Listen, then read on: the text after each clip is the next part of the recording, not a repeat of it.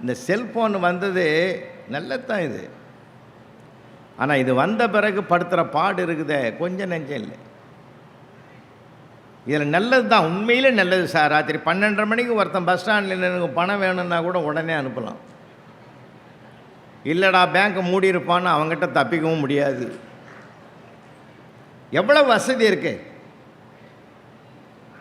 நான் ஒன்றை உங்களுக்கு சொல்ல கடமைப்பட்டிருக்கிறேன். வாழ்க்கை வாழ்வதற்காக, கொண்டாடி மகிழ்வதற்காக எல்லாங்கிட்ட தான் கொண்டாடிக்கிறோம். வாசல்லேருந்து உள்ள கிச்சனில் கேட்குறான், இன்றைக்கி என்ன டிஃபனுன்னு கேட்குறான் செல்லில். அது எழுந்து போய் தான் நேராக கேட்டான், என்ன செல்லம் இன்றைக்கி என்னடா டிஃபனுன்னு கேட்டு பாறேன். அந்த அம்மா வேண்டிய மட்டும் உனக்கு செஞ்சு கொடுக்கும். இந்த செல்லிலேயே போய் பேசினிருந்தா எழுந்து உள்ளவா அப்புறம் சொல்கிறேன்னு. அது இன்றைக்கி இருக்கிற வாழ்க்கை முறை அப்படி இருக்கு. உள்ளங்கையில் செல்லை வைத்திருந்தால் உலகத்தை பற்றி தெரியும். செல்ஃபோனை கீழே வச்சு பாருங்கள், வீட்டில் என்ன நடக்குதுன்னு தெரியும். இன்றைக்கி அதை வச்சுக்கிட்டே சுற்றுறோம் சார் உலகத்தை. நீங்கள் நம்ப மாட்டீங்க, ஒரு அம்மா ராத்திரி மிட்-நைட் 12:30 மணிக்கு எழுந்து மேக்கப் பண்ணுது. பொட்டு வைக்குது, பூ வைக்குது, லிப்ஸ்டிக் அடிக்குது, பவுடர் அடிக்குது, எல்லாம் பண்ணுது. அவங்க வீட்டுக்காரனே எழுந்து கேட்டான், அடியை அக்கிரமமாக இல்லை, அதர்மமாக இல்லை, யாரையும் இந்த நேரத்தில் மேக்கப் பார்க்க போகிறான், மேக்கப் பண்ணுறேன். வாயை மூடியா, செல்லில் ஃபேஸ் லாக் வச்சுக்கிறேன், அது உத்து பார்த்தேன் ஓப்பன் ஆக மாட்டேன்னுது. அது மேக்கப்போட பார்த்தா தான் ஓப்பன் ஆகும் போலகுது. நான் படுற கஷ்டம் எனக்கு தான் தெரியும்னுச்சு. அவன் சிரிச்சுக்கிட்டே படுத்துங்கிறான். அந்த அம்மா கேட்குது, நீ எதுக்கையா சிரிக்கிற, கிண்டல் பண்ணுறேன். ஒரிஜினல் மூஞ்சி செல்லுக்கே பிடிக்கலடி. நான் 10 வருஷமாக அவங்க கூட குடும்பம் பண்ணுறேன், என்னை கொஞ்சம் கருணையோடு பாடுறேன்னா. இன்றைக்கி வீடு பூரா நாடு பூரா இந்த செல்ஃபோனு. நிறைய பேர் ரோடு கிராஸ் பண்ணும்போது கூட சார் அதில் தான் சார் பேசி போகிறான். எதில் யார் வரான் போகிறான் ஒருத்தனும் தெரியும். மனிதனுக்கு மனிதன் கலந்து பேசுவதனால்தான் வாழ்க்கையின் மகிழ்ச்சியே கிடைக்கிறது. பணத்தை விட மகிழ்ச்சியில் தான் பேரானந்தம் இருக்கிறது, பேசுவதில் தான் சுகம் இருக்கிறது. வளர வளர வீட்டில் பிரச்சனை இருக்குது. நீ உக்காந்து ஏதாவது 1-2 வரி எழுதணும்னா, ஏங்க இன்றைக்கி என்ன சாம்பார் வைக்கிறது, சரி வாங்கியாந்து கொடுத்துட்டு உட்காந்து எழுதலைன்னா சுத்தமாக இல்லை துவரம் பருப்பு, என்ன பண்ணுறது இப்போ? அவ்வளோதான், தூக்கி வச்சுட்டு போக வேண்டியது தான். எங்கள் தாம்பரத்தில் ஒரு எழுத்தாளருக்கு நாங்கள் 1 லட்சம் ரூபாய் பரிசு கொடுத்தோம். அந்த எழுத்தாளர் வாங்கி கூட்டத்தை மத்தியில் தான் சம்சாரத்தை கூப்பிட்டு மேடையில் நிற்க வச்சு அந்த 1 லட்சத்தை கொடுத்து பாராட்டி அதுக்கு பொன்னாடிலாம் அவரே போட்டார். எல்லாருக்கும் ஆச்சரியம். அந்த அம்மா வீட்டுக்கு போய் அந்த வீட்டுக்காரனை லெஃப்ட் ரைட்டு விடுது.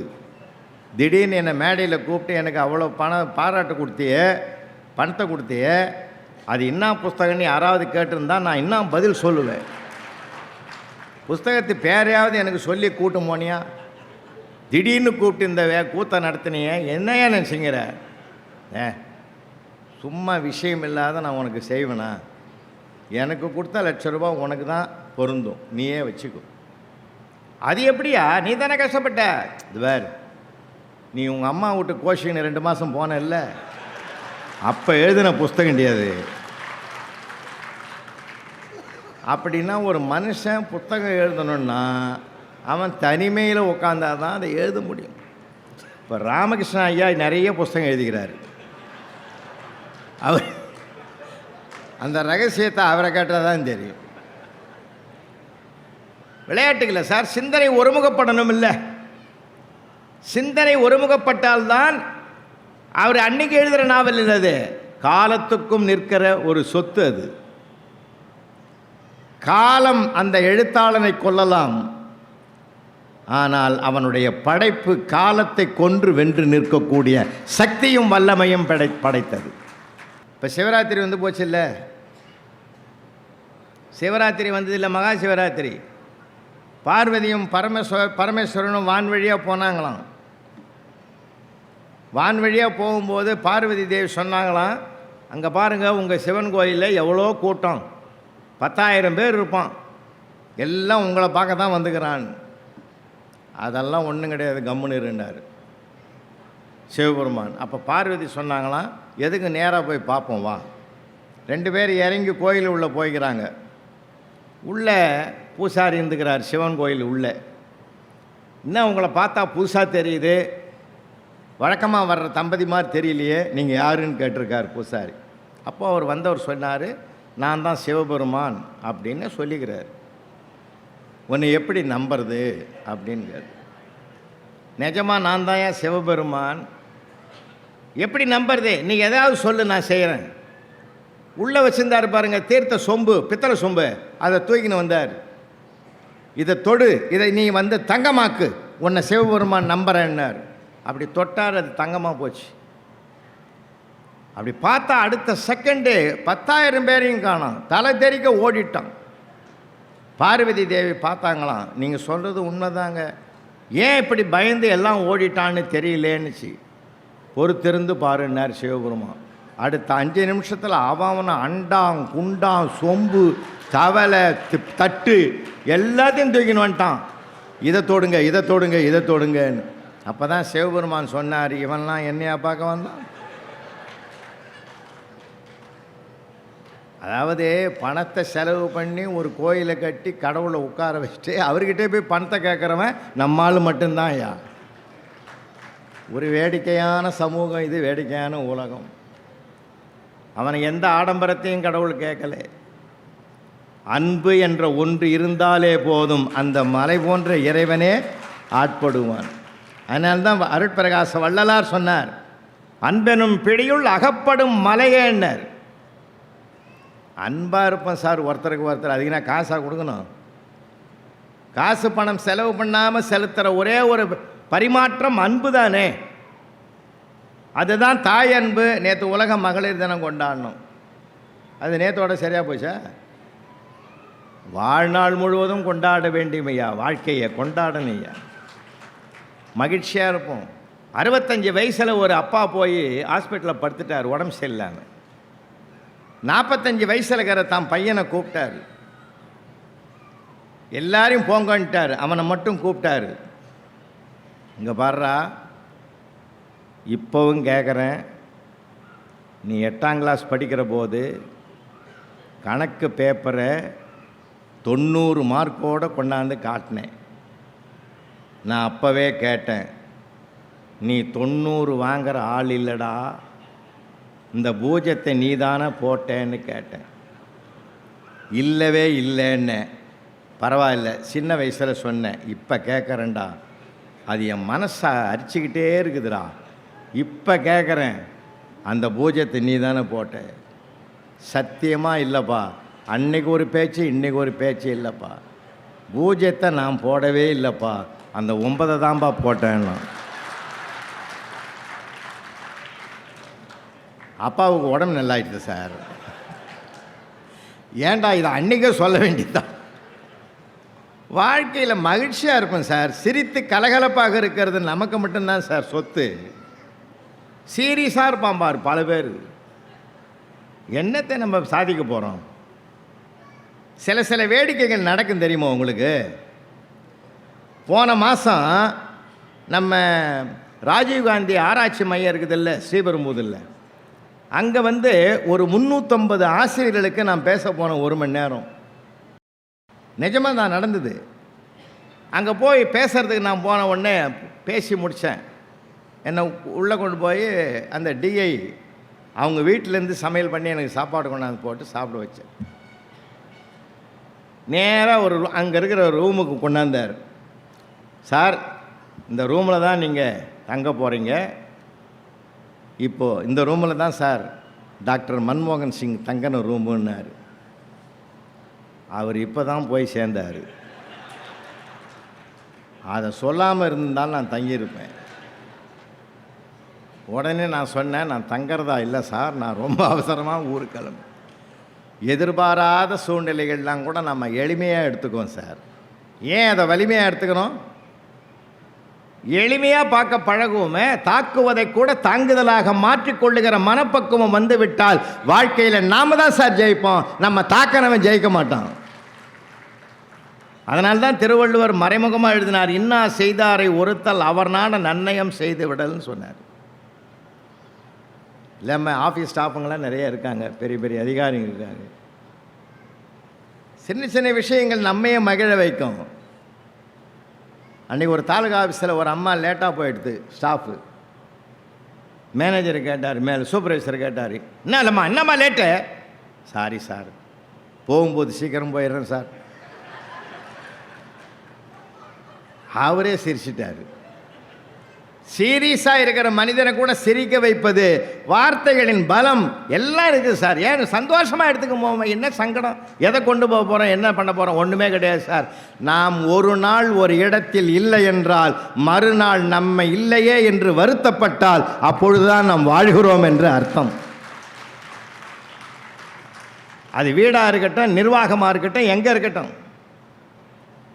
ஒரு நாள் லீவு போட்டால் அங்கே ஸ்தம்பிச்சா, ஐயோ அவர் இல்லை பற்றியா, என்ன கலகலப்பாக இருக்குது, என்ன கலவரம் அப்படின்னு நினச்சா தான் நம்ம வாழறதா அர்த்தம். அப்பா என்னைக்கு வருவார்?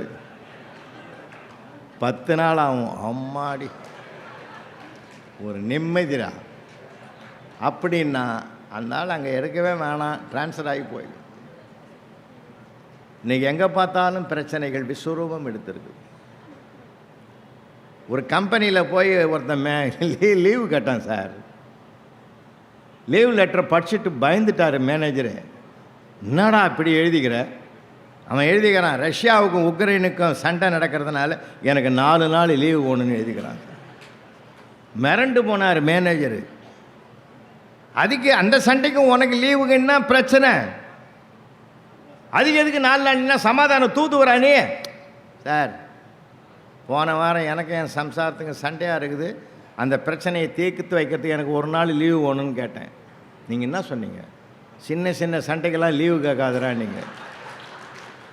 இப்போ பெரிய சண்டை நடந்துக்குது, நான் லீவு கேட்குறேன். ஏன்னா நிர்வாகமும் நல்லா நடக்கணும், வீடும் நல்லா நடக்கணும், மகிழ்ச்சியாக இருப்போம் சார். அன்பாக சொல்லுங்களேன். ஏன் ஒரு கையில் அதிகாரம் இருக்கிறது, ஒரு கையில் அன்பு இருக்குது. அதிகாரத்தை கீழே இறக்கி அன்பை மட்டும் கையில் எடுத்து ஆட்சியை செலுத்தினோம் என்றால், ஆளுமையை செலுத்தினோம் என்றால் எல்லா இடங்களும் நமக்கு நண்பர்கள், உறவுகளாக மாறுவார்கள். அதைத்தான் நான் பணிவாக சொல்கிறேன். இப்போ முத விண்வெளியில் ராக்கெட்டு விட்டார் மேதக அப்துல் கலாம். அப்போ அந்த திட்டக்குழுவுக்கு யார் தலைவராக இருந்தது? தவான். தவான் திட்டக்குழுக்கு தலைவராக இருக்கும்போது புறப்பட்ட வேகத்தில் கடலில் ஊந்து போச்சு. நிருபர்கள் பூரா மொத்த பேர் வந்துட்டான். உடனே என்ன பண்ணார் தெரியுமா? தவான் வேகமாக ஓடி வந்து இந்த இந்த தவறுக்கு, இந்த ஃபெயிலருக்கு எங்களுடைய கூட்டு முயற்சி தான் காரணம், கூட்டாக அதை ஏற்றுக்கொள்ளுகிறோம் சொன்னார். 2வது முறை அந்த ஏவுகணையை செலுத்தினார்கள், வெற்றி பெற்று விட்டார்கள். அப்பொழுது தவான் என்ன பண்ணார் தெரியுமா? மேதக அப்துல் கலாமை முன்னால் நிறுத்தி இந்த வெற்றிக்கு காரணத்தை விளக்குவார், வெற்றியின் நாயகனே இவர்தான் தலைமை தாங்கினார்னு சொன்னார் சார். அப்போ தோல்விக்கு தன்னை முற்படுத்தி கொண்டு வெற்றிக்கு தன் கீழே பணியாற்றுகிற ஒருவரை முற்படுத்தினார். பார்த்தீங்களா? இதுதான் சார் தலைமை பண்புக்கு அழகு. இதெல்லாம் நம்ம கற்றுக்கணும், நிறைய விஷயங்கள் கற்றுக்கணும். அதனால தான் சொல்கிறேன், வாழ்க்கை என்பது சாதாரணமான விஷயம் இல்லை. எந்தையும் தாயும் மகிழ்ந்து குலாவி இருந்தது மின்னாடு, அதன் முந்தைய 1000 ஆண்டுகள் வாழ்ந்து முடிந்தது மின்னாடுன்னு பாட்டன் பாரதி பாடினான் சார். இன்றைக்கெல்லாம் நீங்கள் எல்லாருக்கும் இருக்கிற சிக்கல் என்னன்னா, பையன் 1 பொண்ணு 1 2 தான் வச்சுக்கணும். இதுவே போதும்னு ஒரு முடிவுக்கு வந்துட்டோம். இப்போ ஜப்பானில் லேட்டஸ்ட்டாக என்ன நடக்குது தெரியுமா உங்களுக்கு? கல்யாணமே பண்ணிக்க மாட்டேன்றான். ஜப்பான் நாடு அரசாங்கமே அழுகுது இப்போ. ஏன்னா மக்கள் தொகை குறைஞ்சிக்கிட்டே வரான்.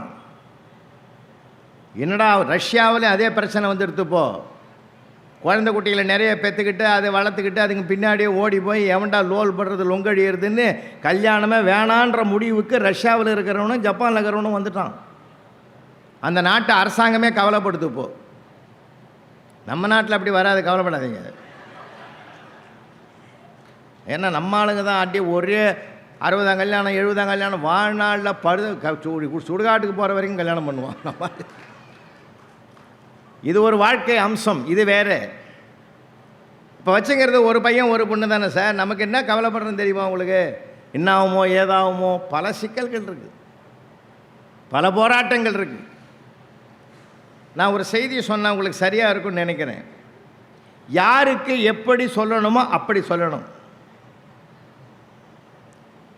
ஒரு சொற்பொழிவாளர் மீட்டிங்கில் பேசுகிறாங்கல்ல, இந்த கோயில்களெல்லாம் பேசுகிறாங்கல்ல, எனக்கு என்னமோ சமீபத்தில் ஐயா சம்பந்தம் ஐயா புத்தக திருவிழாவுக்கு தான் சார் கூட்டம் அதிகமாக வந்து கேட்குறாங்க. மகிழ்ச்சியாக இருக்குது உண்மையிலே. இப்போ கோயில் சொற்பொழி கூட யாரும் வர்றதில்லை சார். நான் சைதாப்பேட்டை காரணேஸ்வர் கோயிலில் 6 மாதத்துக்கு முந்தி போய் உட்காந்து பேசினேன். ஒரு தூணு ஓரமாக ஒரு 10 பேர் தான் கேட்டிருந்தான். என் சேரே அவன் பக்கம் திருப்பியிருந்தேன். நான் மைக்கு அவன் பக்கமே பேசியிருந்தேன் சார். பேசிட்டு ஒரு நேரம் தண்ணி குடிக்கலான்னு இப்படி திரும்பினம் பாரு, அந்த 10 பேரையும் காணோம். வேறு 10 பேர் உட்காந்துங்கிறான். அவனோட முதல்ல உட்காந்துங்கிறவன் ட்ரெஸ் எல்லாம் வேறு இருந்தது, இது வேறு ட்ரெஸ்ஸாக இருக்குது. இவங்க யாருன்னு அமைப்பாளரை கூப்பிட்டு கேட்டேன். அது ஒன்றும் இல்லை சார், இந்த கோயிலை சாமி கும்பிட்டுட்டு 3 தடவை சுற்றிட்டு உட்காந்து போகிற இடம் அது. ஒரு பேட்ச்சு போயிட்டு அடுத்த பேட்ச் வந்து உட்காந்துங்குதுன்னாங்க. இதுதான் இன்றைக்கி இருக்கிற நிலைமை. ஒரு சொற்பொழிவாளர் மாதிரி தான் போய் பேச போய்கிறார். குதிரை வண்டியில் போய்கிறார். இதில் குதிரை வண்டியில் போன உடனே அந்த குதிரை வண்டிக்காரன்னா உள்ளே போய் பார்த்தா ஒரு ஆளை கூட காணோம். குதிரை வண்டிக்காரன் சொன்னான், சாமி நீ பேசு, நான் உட்காந்து கேட்குறேன். உனக்கு கேட்குறதுக்கு ஒரு ஆள் இருந்தால் போதும்ல, நீ பேசுன்ட்டான். அவரும் விடாமல் அவனை ஒருத்தனை வச்சுக்கின்னு அன்னைக்கே கிருஷ்ண பரமாத்மா அர்ஜுனனுக்கு ஒருத்தனுக்கு தான் போதிச்சாருன்னு சொல்லி இவனை உண்டு இல்லைன்னு பண்ணி ஒரு 2 மணி நேரம் அவனை உட்கார வச்சுக்கிறார். உட்காந்து கேட்டுட்டு அவனை கேட்டுக்கிறாரு, குதிரை வண்டிக்காரன் அவனை கேட்டுக்கிறார், எப்படி என் பேச்சேன்னு. அவன் என்ன அறிவாக சொன்னான் பாருங்க பதில். சாமி நான் 4 குதிரை வச்சுக்கிறேன், ஒவ்வொரு குதிரைக்கும் சாப்பாடு தனித்தனியாக கொடுப்பேன். ஆனால் வந்தது ஒரு குதிரைன்னா அதுக்கு உண்டான சாப்பாடை மட்டும்தான் கொடுப்பேன். நீ என்ன பண்ணியிருக்கிற, 4 குதிரைக்கு வேண்டிய சாப்பாடை ஒரே குதிரைக்கு கொடுக்குற மாதிரி இப்போ எனக்கு கொடுத்துக்கிற. நீ என்ன சொன்ன என்ன போனன்னு எனக்கு ஒன்றுமே விளங்கலை. இவரை விட அவன் தெளிவாகிறான் இல்லைங்களா? எல்லா இடங்களிலுமே சார், நீங்கள் இருக்கிற இடத்துல சூழ்நிலை சந்தர்ப்பத்தை மகிழ்ச்சியாக பாருங்கள். இருக்கிறது 1 2 இதை வச்சு நீ எப்படி பண்ணுறதுன்னு பல வீடுகளில் போராட்டம் இருக்குது தெரியுமா உங்களுக்கு? அதை வச்சு தான் நான் பேசுகிறேன். பாசம் காட்டினா மோசம் பண்ணிடுவானாம், ரொம்பவும் கண்டிச்சா வீட்டை விட்டு ஓடிடுமோ, அப்படி ஒரு பயம் இருக்குது. அவன் போர்வைக்குள்ளே இந்த செல்லை வச்சு பார்த்தான்னா அவன் என்னத்தை பார்க்குறானோ ஏதை பார்க்குறானோ, அவன் 5 நிமிஷம் பார்த்துட்டு தூங்கிடுவான். ஆனால் நாம தான் ராத்திரி பூரா தூங்காமக்கிறான். எதை பார்த்தான், என்ன பண்ணான், என்ன போனான். அவன் மனசில் களங்கம் இல்லை, நம்ம மனசில் தான் களங்கம் வந்து ஆட்டி படைக்குது. ஒன்றே ஒன்று சொல்கிறேன், பிள்ளைங்க மேலே நம்பிக்கை வைங்கம்மா, நம்பிக்கை வைங்க. வெளிநாட்டில் எல்லா பிள்ளைகளையும் நான் போய் பார்த்துருக்கேன், ரசிப்பேன் பிள்ளைகளை நான். அவன்லாம் என்ன அருமையாக இருக்கான் தெரியுமா? கடுமையாக உழைக்கிறான். கடுமையான உழைப்பு நம்பிக்கை 2 சொற்களுக்கும் உரியவனாகத்தான் நம்ம பிள்ளைகள் வெளிநாட்டில் வாழ்ந்து கொண்டிருக்கிறார்கள். அதனால் அவங்க மேலே அவனுக்கு இப்போ தாழ்வு மனப்பான்மை உண்டாக்கிடாதீங்க. வட மாநிலத்தில் பள்ளிக்கூடம் போய் கொண்டிருந்த ஒரு சிறுவர் இளைஞர் 100 பேர் அங்கே வட்டமாக கூடியிருக்கிறத பார்த்துட்டு என்ன கூட்டமாக இருக்குதுன்னு அந்த இளைஞர் வந்தார்.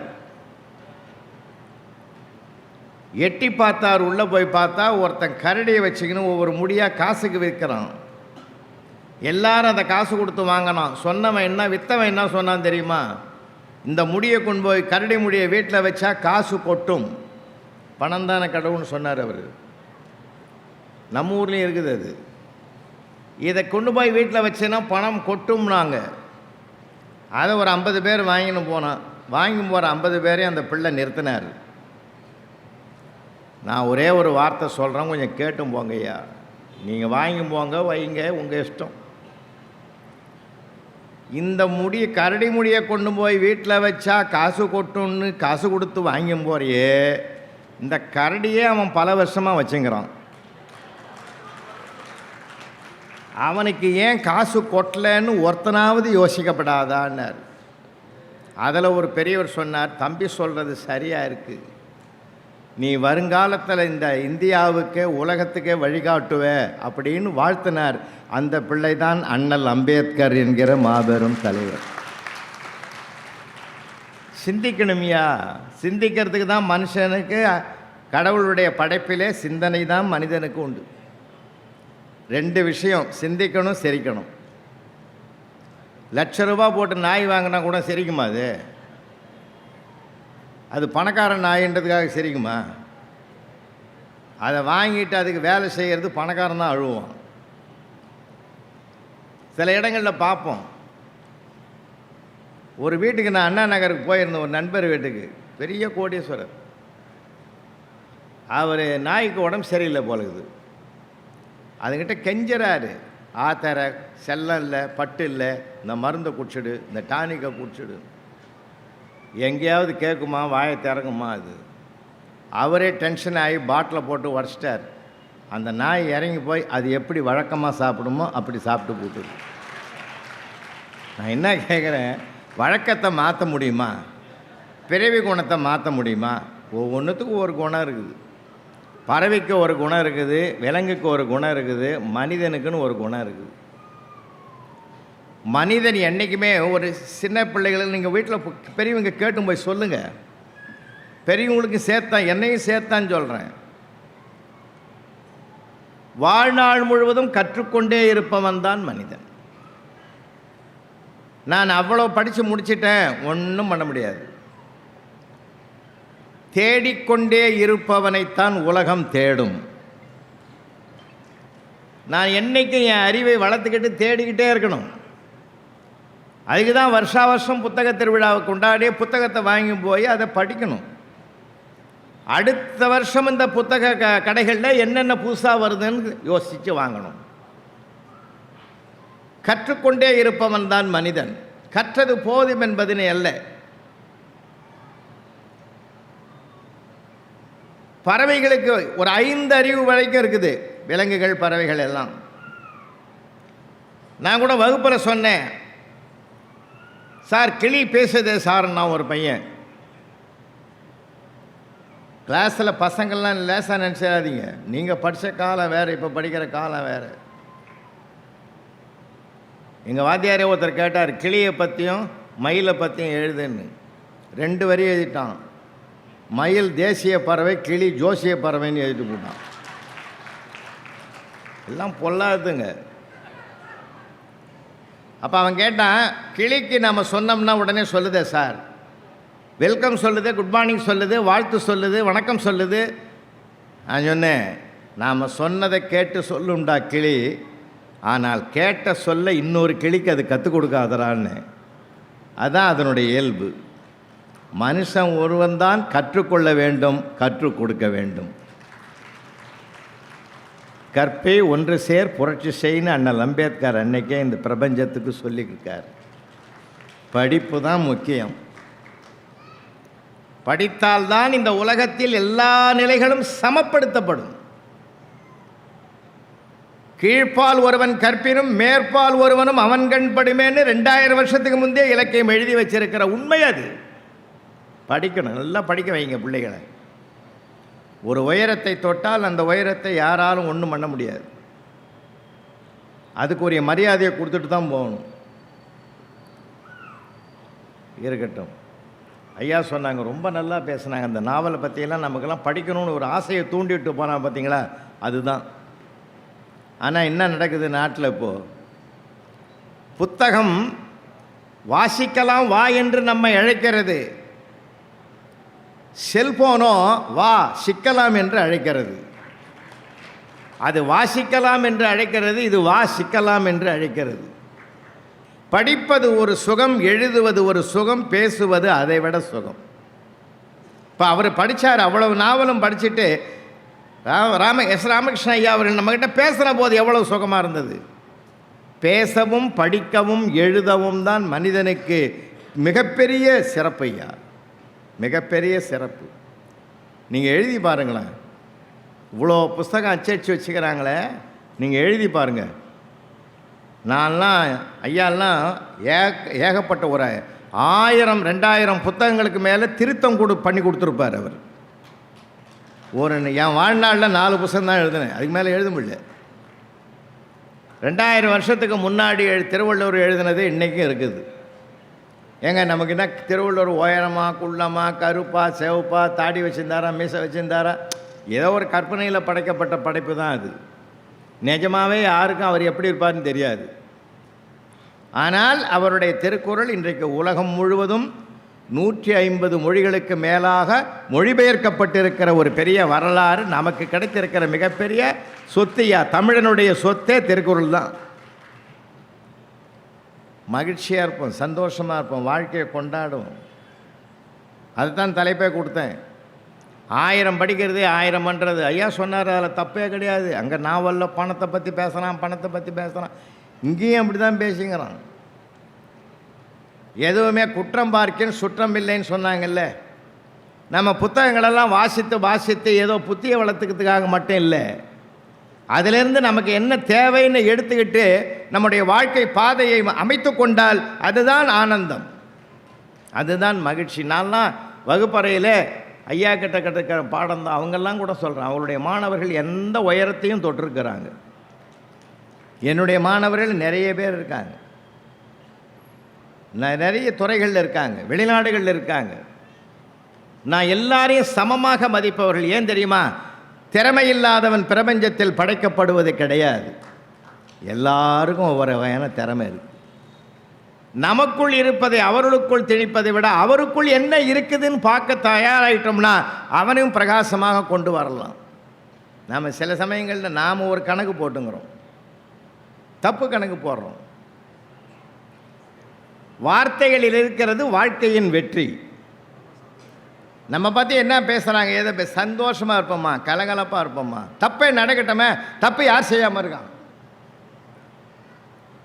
48 நாள் ஐயப்பன் கோயிலுக்கு விரதம் இருக்கிறவனே அவர்கிட்ட மன்னிப்பு கேட்குறான். நான் அறிந்தும் அறியாமலும் செய்த தவறு. அப்புறம் அறிஞ்ச ஏன் செய்கிறேன்? கேட்க வேண்டியது இருக்குதா இல்லையா? அறியாமல் தவறு குணம் நாடி குற்றமும் நாடி அவற்றுள் மிகை நாடி மிக்க கொள்ளன்னு 2000 வருஷத்துக்கு முந்தைய திருவள்ளுவர் தீர்ப்பு எழுதி வச்சுக்கிறார். ரெண்டும் இருக்கும்டா. அதில் நீங்கள் குற்றத்தை வன்மையாக பார்த்து தண்டனை கொடுக்காமல் அதை மென்மையாக பார்த்து கலந்து பேசி ஒரு மாற்றத்தை உருவாக்குகிற தீர்வு செய்வதற்கு தயாராகிவிட்டால் 2 பேருமே சுமூகமாக வாழ்க்கையில் வாழ்ந்து கொண்டிருக்கலாம். வணக்கம் அதை சொல்லிடுவேன் வந்தோர் கண்டு, வணங்கினாலும் நின்றிடுவேன் தமிழை கொண்டு, இணக்கமான மனங்களோடு என்றும் வாழ்வேன், இருக்கும் வரை அன்பு ஒன்றே ஓதி நிற்பேன். கணக்கு பார்த்து வாழ்வதல்ல வாழ்க்கை, இங்கு களங்கமில்லா சொற்களில் வாழும் வாழ்க்கை. பிணக்குகள் எதற்கு இங்கு கொள்ள வேண்டும், பிணக்குகள் எதற்கு இங்கு கொள்ள வேண்டும், பிறர் குறித்து பேசாதிங்கு வாழ்தல் நன்றே, பிறர் குறித்து பேசாதிங்கு வாழ்தல் நன்றே. மரபு தமிழ் எழுத்து வந்தேன் மனிதம் பாட, மணித்தமிழால் பாடிடுவேன் மகிழ்ந்து வாழ, உறவுகளால் சூழ்ந்திருக்கும் நட்பே என்றும் உரிமைகளை தொலைத்திடாமல் வாழ வைக்கும். இரவு வரும் நிலவு போல் களங்கமற்று, இரவு வரும் நிலவு போல் களங்கமற்று இதந்தருமாம் சொல்லெடுத்து இதயம் கோர்த்து முரசொலிக்கும் கவிதைகள் வடித்து வைப்பேன், நான் முரசொலிக்கும் கவிதைகள் வடித்து வைப்பேன், முத்தமிழை முதலாக வணங்கிவிட்டே. இனி புத்தகங்களை பற்றி. புத்துலகம் அமைப்பதற்கு பாதை செய்து புதுமைகளை ஏற்றி இங்கு புதுமை செய்து தத்துவங்கள் தலை வணங்கும் தகமை கொள்ள தனித்ததொரு பாதையிலே பயணம் காண சித்தமெல்லாம் சிறப்பான பார்வை பூக்க சிறப்புகளை உணக்களிக்கும் சீர்மை தந்து வித்தகனாய் உணையாக்கும் சக்தி உண்டே. விருட்சங்களாய் நிமிர்த்தி வைக்கும் புத்தகங்கள் தானே, விருட்சங்களாய் நிமிர்த்தி வைக்கும் புத்தகங்கள் தானே. புத்தனுக்கு போதிமரம் அறிவு ஆசான், புத்தனுக்கு போதிமரம் அறிவு ஆசான், பூமிக்கு புதுமைத்தான் பூக்கள் சூடும், வித்தைக்கு தேடல் தான் பாதையாகும், வீரனுக்கு தொலையாத வீரம் சேர்க்கும். ஊத்தைகளை அழித்து விட்டு உனக்குள் இங்கு உருபொருளை உணர்த்து மாற்றல் தந்து என்றும் புந்திக்குள் புதுமைதனை பொங்க வைக்கும் புத்தகத்தை கொண்டாடும் ஞானம் கொள்வோம், புத்தகத்தை கொண்டாடும் ஞானம் கொள்வோம். இனி தலைமை கவிக்கு. தேமணக்கும் காடு என்றால் வண்டு சுற்றும், தேமணக்கும் காடு என்றால் வண்டு சுற்றும், தெள்ளமுத தமிழ் என்றால் தேசம் போற்றும், நாமணக்கும் நல்ல தமிழ் நெல்லை சொல்லும், நல்லோரை சேர்த்து வைத்து நன்மை செய்யும், பூமணக்கும் இடத்தில் ஒரு வாசம் கிட்டும், பூங்காற்று வீசும் என்றால் மாமும் நாடும். பாமணியின் கவிதைக்கு ரசனை உண்டு. அரங்க தலைமை அவர் வணக்கம் செய்வோம். அரங்க வணக்கம் செய்வோம்.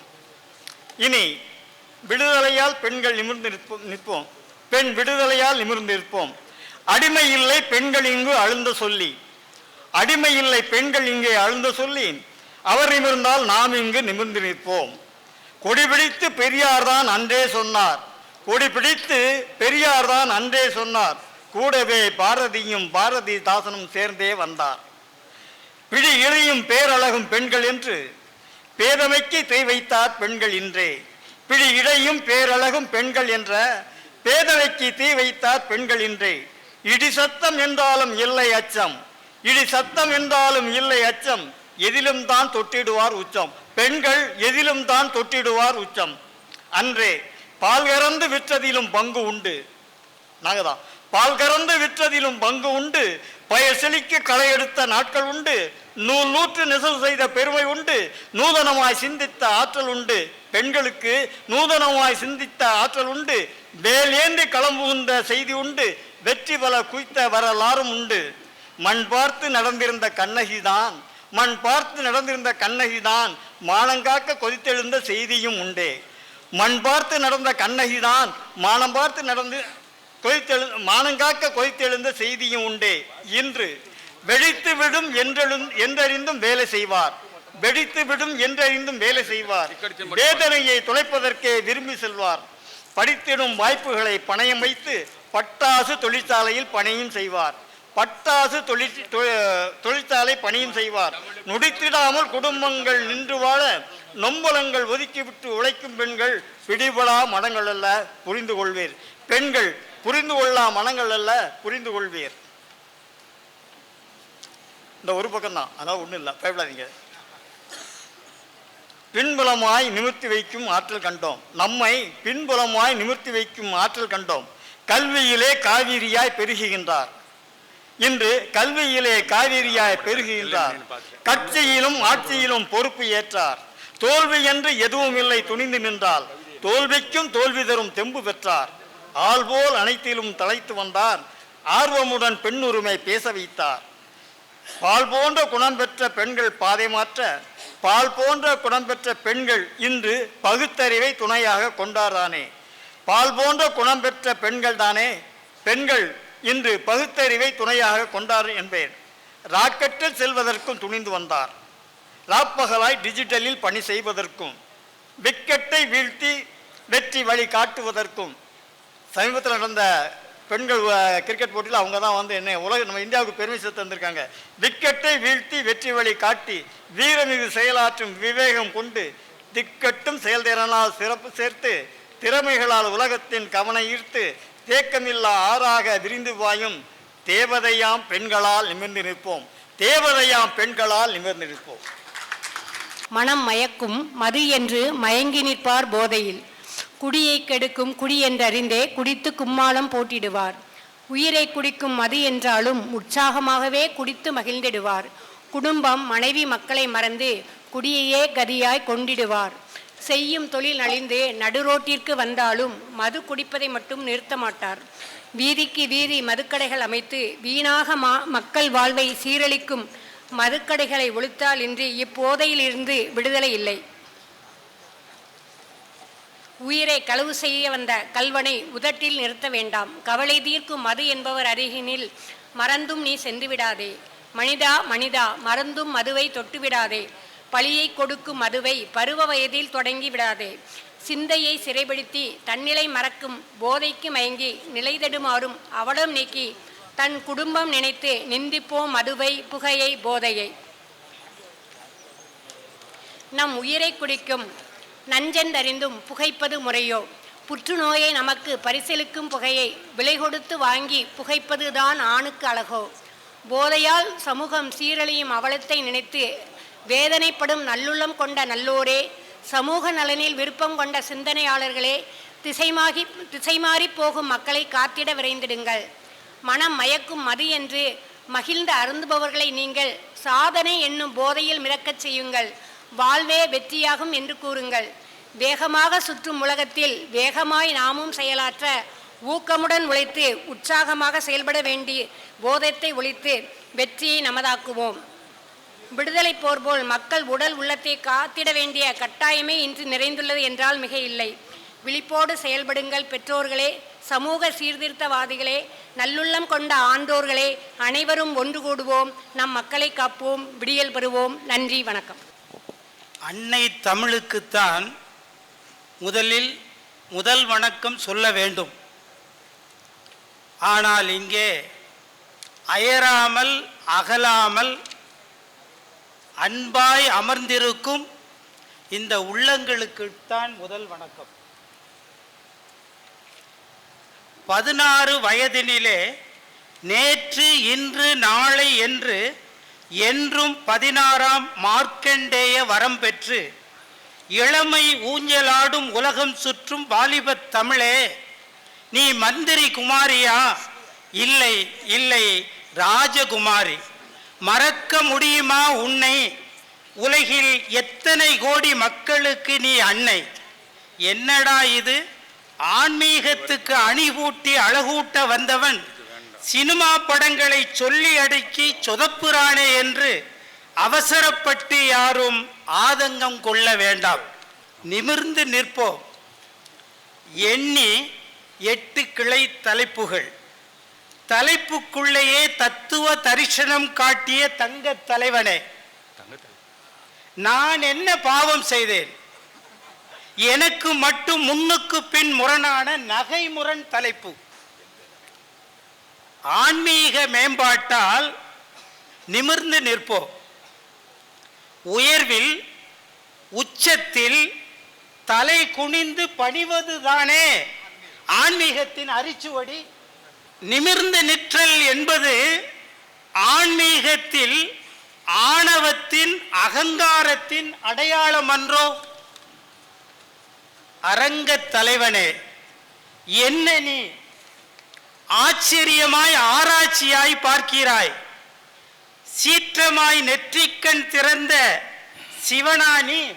இல்லை இல்லை, நெற்றிக்கண்ணை திறப்பினும் குற்றம் குற்றமே என்று உரைத்த நக்கீரனானான்? இல்லை இல்லை. அப்படியானால் இது என்ன பார்வை? அப்படியானால் இது என்ன பார்வை? இதை 2 மட்டும் சொல்லித்தான் தீரணும். ஓ, புரிகிறது புரிகிறது. வெற்றிக்கண் திறந்து விளக்கம் தரும் வீரிய பார்வை, வெளிச்ச பார்வை. 8 தலைப்புகளில் வித்வத் கர்வத்தில் நிமிர்ந்து நிற்பது இந்த 7க்கும் நிச்சயமாய் பொருந்தும். வித்வத் கர்வத்தில் நிமிர்ந்து நிற்பது இந்த 7க்கும் நிச்சயமாய் பொருந்தும். ஆனால் ஆன்மீகத்துக்கு மட்டும் பொருந்தாது என்பதுதான் அதன் ஸ்பெஷாலிட்டி, இல்லை குவாலிட்டி. என்னடா இது? ஆங்கில கலப்பில் அட்ராசிட்டி என இந்த ஆன்றோர் சபை, எஞ்சி இருக்கும் இந்த ஆன்றோர் சபை பப்ளிசிட்டிக்காக நான் பாடுவதாய் பழி சுமத்திட வேண்டாம் ப்ளீஸ். ஆன்மீக நாட்டம் 60க்கு மேல் வந்தால் அது ஆறுதல் பரிசுதான். 20க்கு மேல் வந்தால்தான் எந்த சேதாரமும் இல்லாத முழுசாய் கனிந்த முதல் பரிசு. இது 2 மட்டும் சொல்லணும், ஆணையிட்டுட்டீங்க. பொதுவாகவே இங்கே இது டிக் அடிச்சிருக்கு, இதுவும் டிக் அடிச்சிருக்கு, இதுவும் டிக் அடிச்சிருக்கு, இதுவும். மனிதன் எல்லாத்தையுமே அடிச்சிட்டாங்கன்னு நினைச்சேன். பரவாயில்ல. அது அவர் என்ன டிக் அடிச்சிருக்கு அது சொல்லிடணும்ல, அவங்க ஏதாவது நினைச்சிடக்கூடாது இல்ல. என்ன டிக் அடிச்சிருக்குன்னா, நான் முதல்ல சொல்லும் போதே ஒரு 4 பக்கம் 5 பக்கத்துல எழுதிட்டு வாங்கன்னு, எல்லாம் 50 பக்கத்துக்கு 80 பக்கத்துக்கு எழுதிட்டு வந்தா கவிஞர்கள்லாம் என்ன பண்ணுவாங்க? பாடுறவங்கள. ஆகையினால தான் நான் எல்லாத்தையும் வாங்கி வாங்கி இதை மட்டும் பாடினா போதுன்னு டிக் அடிச்சு கொடுத்துருக்கேன். அதனால தான் இது டிக் அடிச்சிருக்கு, இது டிக் அடிக்கலன்னு சொல்லிட்டு இருக்கிறாரு. எல்லாத்துக்கும் வாங்கி கொடுத்துட்டேன். இதற்கு மேல் எதுவும் சொல்ல மாட்டேன். மனிதன் பூமிக்குள் அடக்கம், பூமி பிரபஞ்சத்தில் அடக்கம். பிரபஞ்சமோ பிரம்மத்தில் அடக்கம். இது அறிவியல். இந்த அறிவியலில் ஆன்மீகமும் உள்ளடக்கம். அறிவியலின் அடிப்படையே ஆன்மீகம்தான் என்பதை இந்த ஆன்றோர் சபை அறியும் என்பதை அடியேன் அறிவேன். புள்ளியிலும் புள்ளியாய் சிற்றுரு கொண்ட மனிதனுக்குள் வரையறுக்கவே முடியாத பெருவெளியின் பேராற்றலை பிரகாசிக்க வைக்கும் பேரன்புதான் பெருமைக்குரிய ஆன்மீகம். ஆன்மீகத்தின் ஆணி வேறே பேதமில்லா பேரன்புதான் என்று புரிந்து கொண்ட கடமே பூரணத்தின் பிள்ளையார் சுழி. அதன் நீட்சியே பூ உலக வளர்ச்சிக்கான வழி. இதனால் இயற்கையை வென்று பார்க்கும் மனித குலத்துக்கு காணாமல் போவது வலி, கரைந்து போவதோ கலி. ஆமாம், காலம் காலமாய் கஷ்டம் தரும் கலியுகம். இதனால் உள்ளும் புறமும் மலரும் வளரும் இந்த ஆன்மீக மேம்பாட்டால் கல்வியும் கலை பெருக்கமும் பெண் விடுதலையும் போதையற்ற விழிப்புணர்வும் அறிவியல் நுட்பமும் விளையாட்டு திறமும் பண்பாட்டு செழுமையும் போரே இல்லா பேரமைதியும் இன்னும் பல பெருமைகளும் செழித்தோங்கி சிறக்கும் பிரபஞ்ச ராஜ்யத்தில் பூமி பந்து உச்சம் தொட்டு சிம்மாசனம் ஏறும் வாய்ப்புக்கு நன்றி. வருகிறேன். வணக்கம்.